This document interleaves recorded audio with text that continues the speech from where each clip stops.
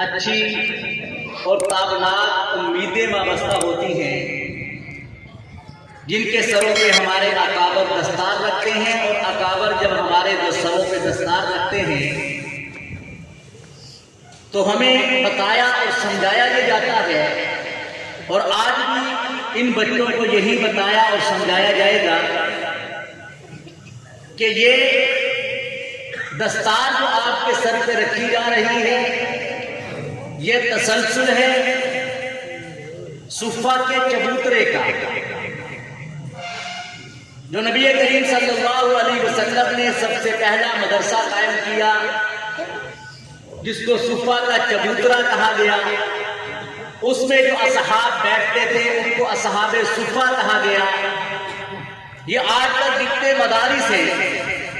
یہ اسی صفہ کے چبوترے کا تسلسل ہے، اسی صفہ کے ساتھ ان کا تعلق ہے، اور اس تعلق کی نسبت کے ساتھ ہم لوگ آگے بڑھتے ہیں۔ اسی نسبت سے ہمارے بڑوں نے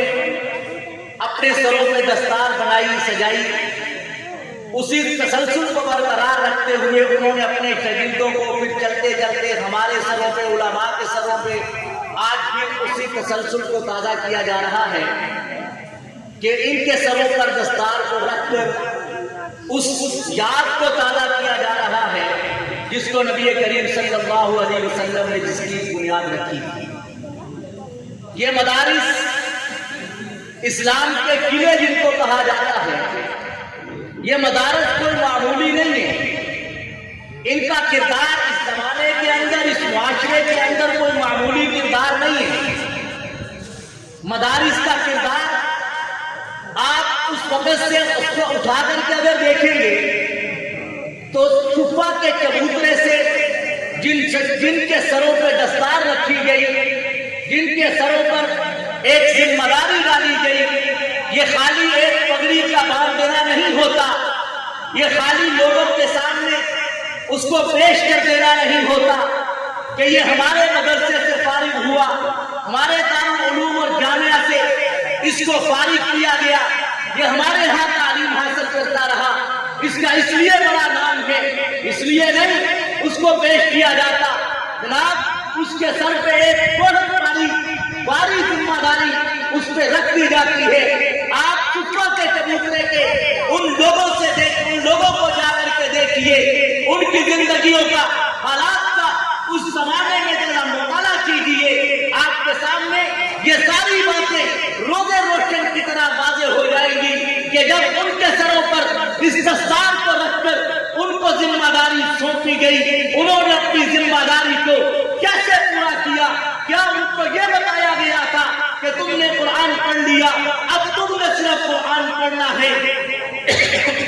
یا ان کو یہ بتایا گیا کہ تم نے علوم کا حصول کر لیا ہے، تم نے اب بیٹھ کر پڑھنا اور پڑھانا ہے؟ نہیں، اس بات کی ذمہ داری ان پر عائد کی گئی کہ تم نے قرآن سیکھا ہے، سکھانا بھی ہے، علوم پڑھے ہیں، پڑھانے بھی ہیں، اور صرف یہی نہیں کرنا بلکہ قرآن کے نظام کو، جو قرآن جو اصول دے رہا ہے، جو نظام دے رہا ہے، جو حضور نظام لے کر کے آئے، اس کو پوری دنیا پر نافذ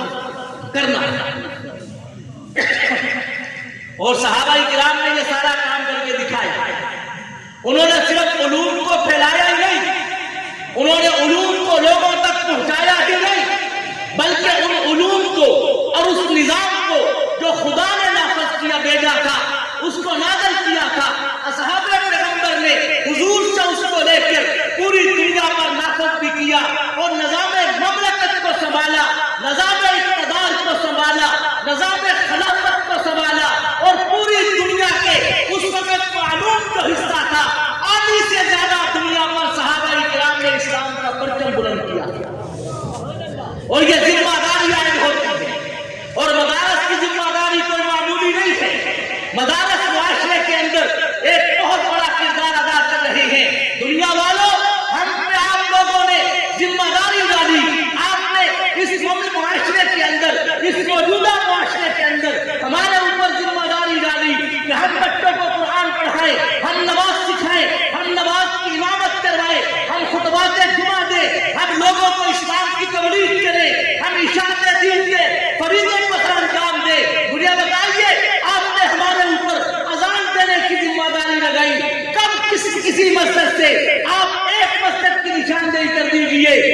پر وقت پر اذان نہ ہوتی ہو، آپ اس پر ہماری ذمہ داری آپ نے یہ لگائی، ہم نے امامت کرنی ہے، کہاں پر کب کسی جگہ پر امام آپ کو میسر نہیں آیا، آپ نے ذمہ داری لگائی، ہم نے نکاح پڑھانا ہے، آپ کو مولوی مدرسے کا دارالعلوم التحصیل جس کے سر پہ دستار سجائی گئی وہ آپ کو میسر ملا، جنازہ پڑھانے کی ذمہ داری آپ نے اس کو دی، اس سے پوری طرح ادا کی، اس سے آپ نے بچوں کو نمازیں سکھائی ہیں، قرآن سکھایا ہے، حدیث کا علم دیا، مساجد کو آباد کیا، مدارس کو آباد کیا، اور اس کے ساتھ ساتھ اگر مدرسے کے اس دارالعلوم التحصیل کو قومی اسمبلی یا صوبائی اسمبلی میں جانے کا موقع آپ نے دیا، اس نے وہاں پر اسلام کی عزت و حرمت کے لیے اپنے آپ کو پیش کیا، اسلام کی آئین کے لیے، اسلام کے قوانین کے لیے، اس کے تحفظ کے لیے اپنا پورا سر تن من دل لگایا۔